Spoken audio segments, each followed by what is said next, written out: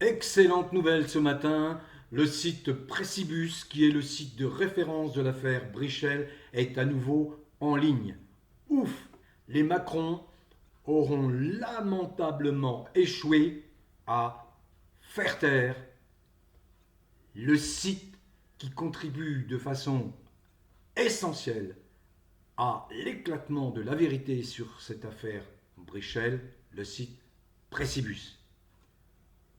Merci à toutes les personnes qui contribuent à ce site, dont Alain, bien évidemment, car c'est mon site, j'y puise beaucoup d'informations, ça me permet effectivement de concevoir des vidéos m'appuyant sur un site dont l'honnêteté intellectuelle n'est absolument pas contestable. Un site qui fait le boulot qu'aurait fait le Canard enchaîné naguère. Mais le Canard enchaîné n'est plus que l'ombre de lui-même, sans aucune consistance réelle pour un peu titiller le prince. Non, on courbe les chines. Enfin, c'est l'état de la presse dans sa grande majorité en France. Il n'y a plus de presse, il n'y a que des jacteurs, des bavardeurs serviles qui ont tourné le dos à toute déontologie éthique journalistique, des propagandistes goebbelsiens. Avant de poursuivre, je voudrais à nouveau, comme je le fais depuis décembre 2021, au moment où je me suis intéressé sérieusement à cette affaire Brichel, Brigitte Macron, Jean-Michel Trogneux, notamment grâce au site Pressibus, eh bien, j'affirme avec constance que cette affaire, née d'une rumeur, aurait pu être close très rapidement si les intéressés avaient pris le soin, la précaution, eh bien, d'apporter immédiatement les démentis nécessaires, à savoir ce que demandent les gens, parce que les gens sont en droit d'attendre de personnages publics qu'ils soient honnêtes, transparents et qu'ils ne dissimulent rien. C'est la moindre des choses. Eh bien, j'ai demandé, et je demande avec constance à chacune de mes interventions, ou pratiquement à chacune de mes interventions, que, puisque Brigitte Macron le nie, que cette Brigitte Macron, qui affirme être bien une femme et être elle-même, fasse apparaître son frère, dont elle a régulièrement parlé, son frère Jean-Michel Trogneux, que les deux acolytes se présentent sur le perron de l'Élysée, qu'ils convoquent la presse à leurs bottes, aux bottes de Macron, et puis qu'ils apportent toutes les preuves. Les preuves, elles sont multiples. Hein. Ça peut être effectivement dans les dossiers familiaux, c'est des preuves d'état civil, c'est des actes qui sont enregistrés, c'est un test ADN, etc., etc. De multiples preuves, des photos. Comme dans toutes les familles, il en existe, comme chacun aime se replonger dans son passé, réactiver des souvenirs, etc., etc. Voilà. Donc, ceci n'a jamais eu lieu. Comme autre information que je vous communique, c'est que je me suis toujours attardé sur le fait, et j'en ai toujours fait état dans mes vidéos, toujours. Mais pourquoi des gens qui intentent des procès ne participent pas, n'assistent jamais aux audiences des procès qu'ils ont engagés? Jamais. Ça choque plus d'un juge, je parle des juges intègres, hein, parce que un plaignant a tout intérêt à se trouver présent dans la salle d'audience pour un procès qu'il intente contre des prévenus. Non, jamais. Ils ne sont jamais là. C'est alors troisième élément. Le Jean-Michel Trogneux, eh bien, c'est l'homme invisible, c'est l'Arlésienne. Des questions de bon sens. Oui, vous savez, on n'intellectualise pas, bah, c'est le bon sens. Bah, puisque vous affirmez être ceci ou cela, donnez-nous les preuves. Puisque vous occupez des positions publiques, c'est notre droit de savoir qui vous êtes. On a le droit de savoir qui nous gouverne. Jamais Jamais, jamais, jamais, Madame Brigitte Macron ne s'est présentée avec son frère dans le même temps, dans le même lieu, pour dire toute cette rumeur, c'est de la falaise. Il n'y a rien de plus dangereux qu'un sot qui a les apparences d'un homme intelligent, dixit Édouard Herriot.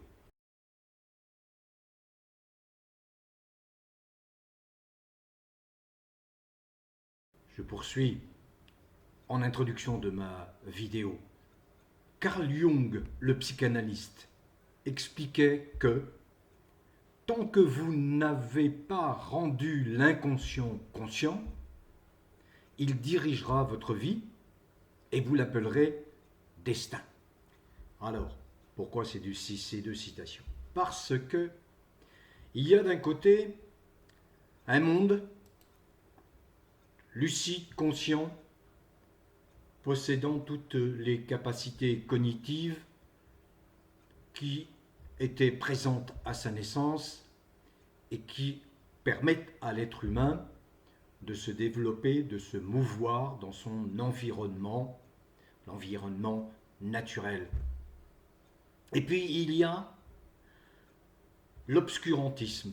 Oui, oui, l'obscurantisme, parce que l'obscurantisme, ça n'est pas une définition cadrée, limitée. Non, l'obscurantisme qui s'empare d'esprits limités, à l'intellect limité, ou d'esprits qui sont incapables, du fait de structures mentales déficientes, d'appréhender le monde qui les entoure, leur environnement, et qui se réfugient dans ce qu'on peut appeler une forme de servitude, d'où en réalité la propension qu'on constate chez certains peuples à se laisser esclavagiser.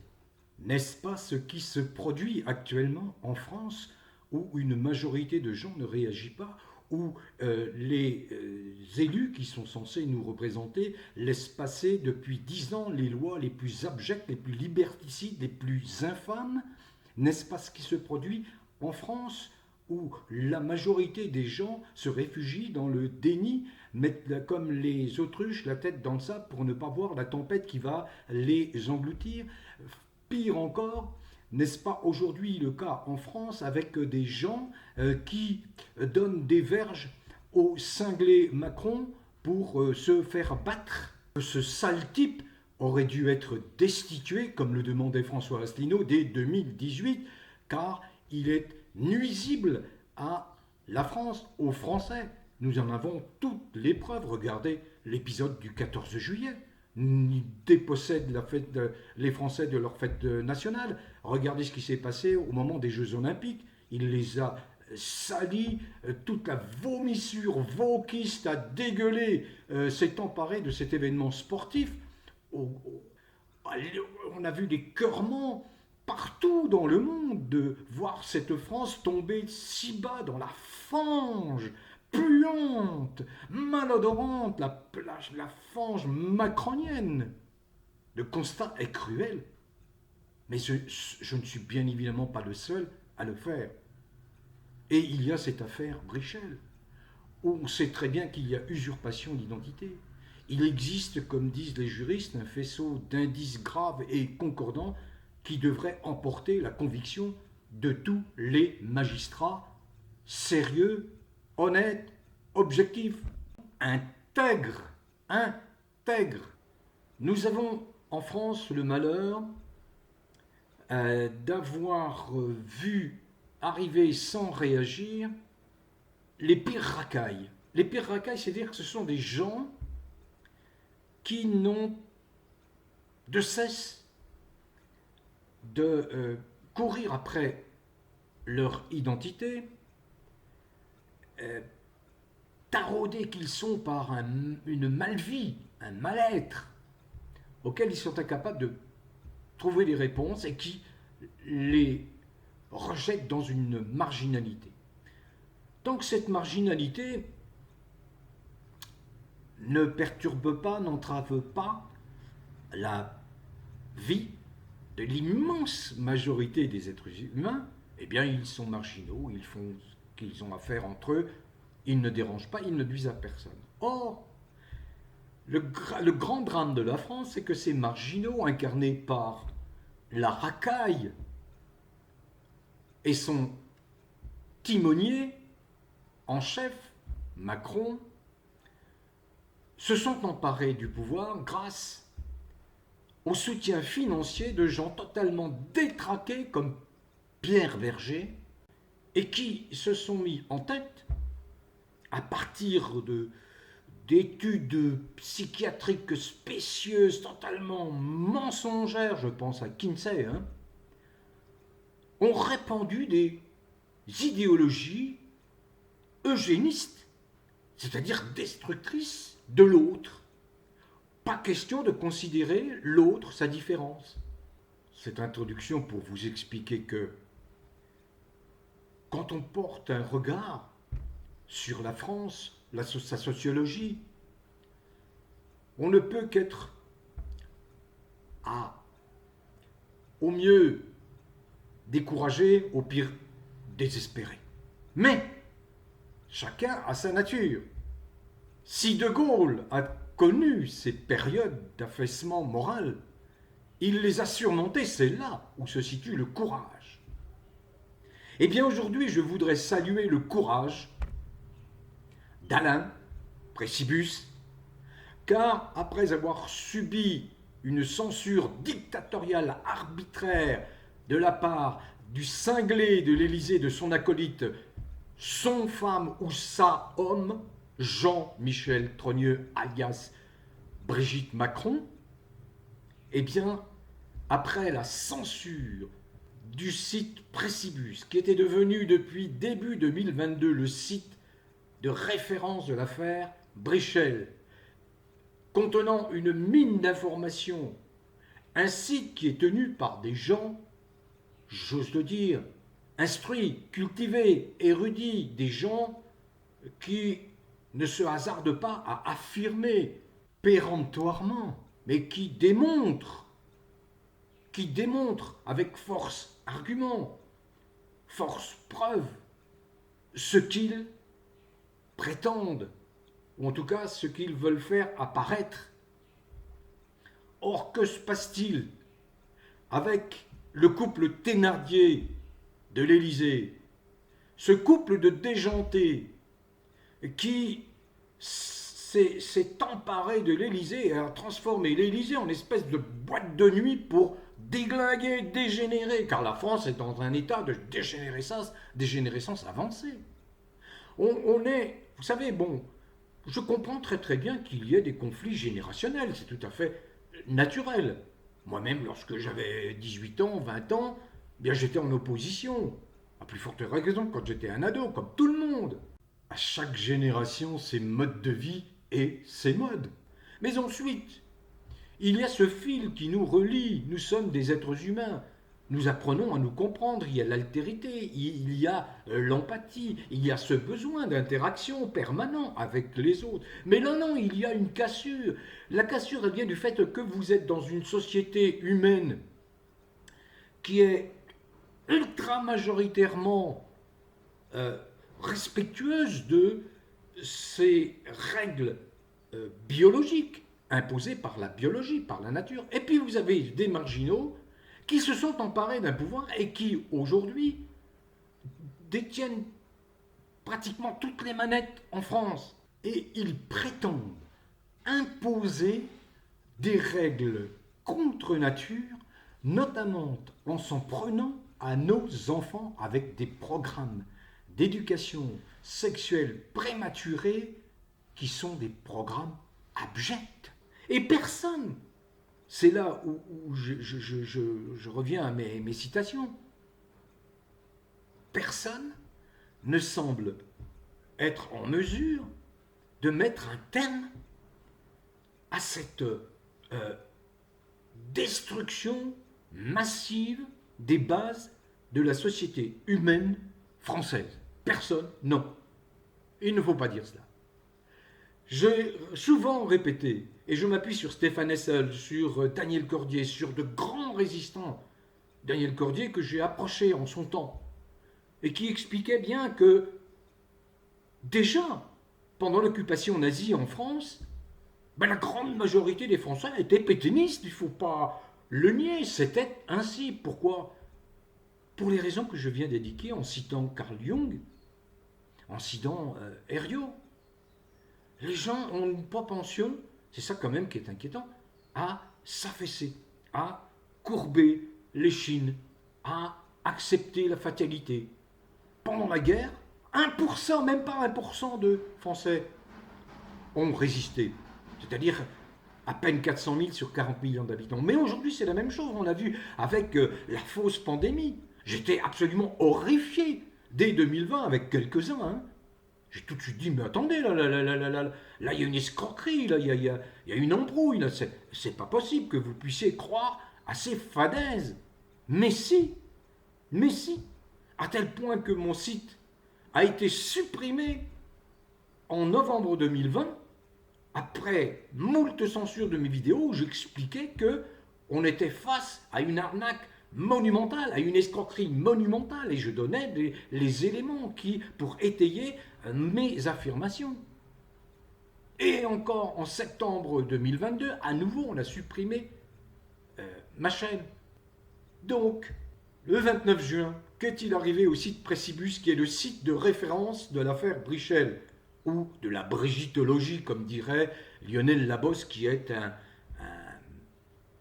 maître d'œuvre dans l'usage de la langue française. Il la triture, il joue avec, mais il est un funambule des mots, Lionel Labosse, qui est aux avant-postes dans cette affaire Brichel.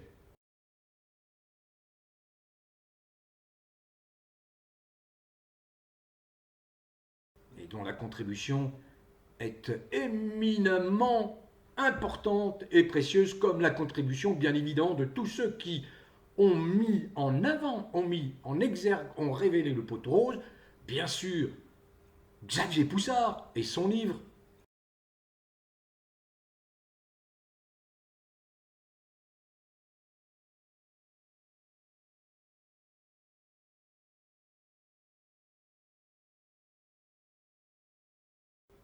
Et ses interventions, et Natacha Ray.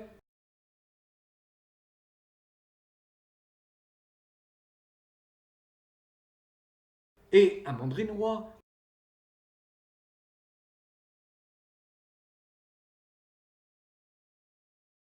Et dans une autre mesure, Morad El Hattab. Et bien sûr, ensuite, Candace Owens, à partir de 2024.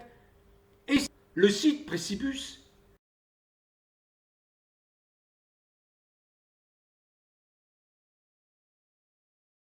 qui est devenu pratiquement la Bible de l'affaire Brichel à partir du début de l'année 2022. Et que s'est-il passé donc fin juin? Eh bien, Macron, qui prend conscience qu'il va devoir affronter un procès aux États-Unis intenté de façon très hasardeuse, mais c'est leur psychologie, hein, aux deux là, hein. Ils se croient intouchables, absolument invulnérables. Ils ont toutes les manettes de tous les pouvoirs de l'État. Mais ça ne va pas durer. Il reste à peine 10 mois, je l'ai expliqué. C'est bien la raison pour laquelle Macron fait dans son froc. Il a la frousse. Sans parler de la plainte déposée par Christian Cotten. Grand merci à Christian.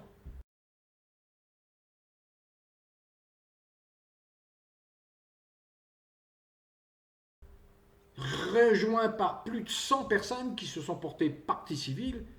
J'en ai souvent parlé, vous voyez, les éléments de cette plainte.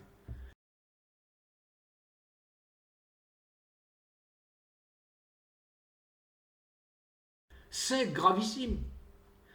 Cette plainte qui a été ignorée par une justice peu reluisante, heureusement, a trouvé un magistrat, en la personne du doyen des juges d'instruction de Paris. Cette plainte à trouver une écoute. Et la doyenne des juges d'instruction, après avoir fait droit à la procédure en l'état, parce qu'il faut verser une consignation qui était de 8 000 euros, eh bien, a décidé d'ouvrir une instruction. Et elle ouvre cette instruction, c'est ce que rapporte Précibus, elle ouvre cette instruction en s'étant informée sur le site Précibus, et c'est presque 500 pages, avec ces trois fils, les fils 2022-2025, le fil 2025-2026, et le nouveau fil, c'est ça la bonne nouvelle que je vous annonce, le fil 2026 et jusqu'à 2027.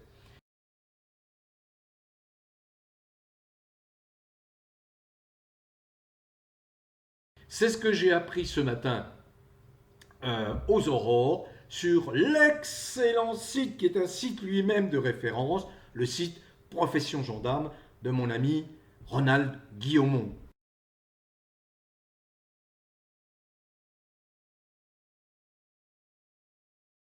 De vrais résistants Précibus qui est à nouveau en ligne, visible, après avoir subi un acharnement pour le faire disparaître d'Internet, eh bien il est à nouveau disponible. Mais on pouvait le voir notamment sur un site du Liban, on pouvait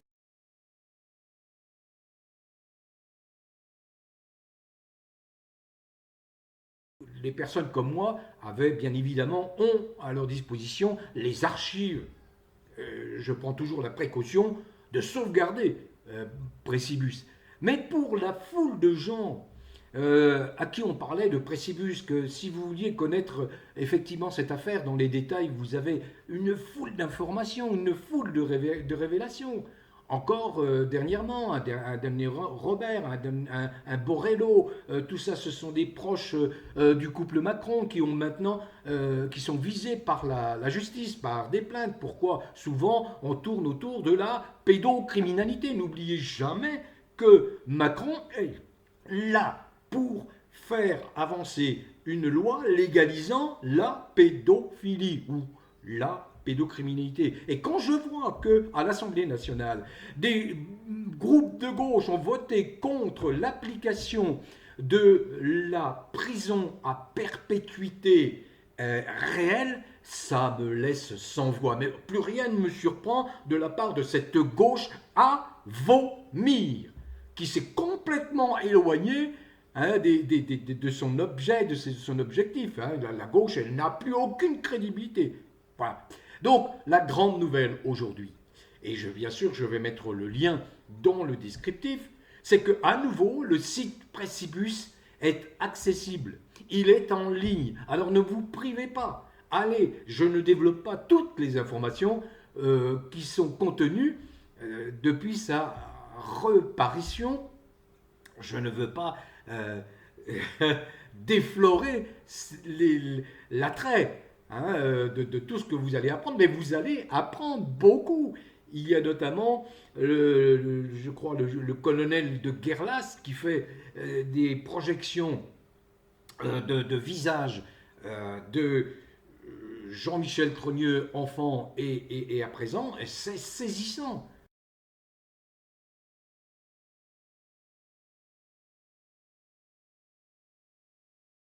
On se rend compte bien là qu'il y a manifestement une usurpation d'identité, etc. Et tout ce qui fait que cette affaire est devenue une affaire d'État. Et les Macrons sont, je vous dis, ils sont dans leurs petits chaussons parce que l'affaire du procès contre Candace Owens, elle approche.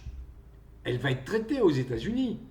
Et là, vous allez voir Candace Owens qui va expliquer au Macron de quel bois elle se chauffe. C'est du bois états-unien. Ce n'est pas la justice compromise, collabo française, du fait que Macron a placé ses pions un peu partout. Non, c'est une autre justice. et ça ne sera pas jugé dans le Delaware. Ça sera probablement jugé dans un autre État. Alors, bon retour. Extra, c'est parfait. Bon retour à Précibus. Ça me manquait, ça manquait à beaucoup de gens, car vous êtes ma référence avec Lionel Labosse, le prolifique Lionel Labosse, et bien évidemment l'apport incomparable du travail d'investigation et d'enquête et de Natacha Ray, et de Xavier Poussard, et d'Amandine Roy, et de beaucoup d'autres aujourd'hui. Voilà. Bon vent, bonne nouvelle, bon vent à tous. Portez-vous bien, prenez soin de vous. J'ajoute, continuez à cultiver le bien-être qui est un rempart extraordinairement puissant avec de bonnes vibrations contre toute la malfaisance macronienne. Il faut les évacuer, bien sûr. Et on n'a pas le choix, il faut se battre nous-mêmes. On ne peut pas compter sur les institutions françaises. C'est peine perdue. Alors, cultivez le bien-être, prenez soin de vous, portez-vous bien.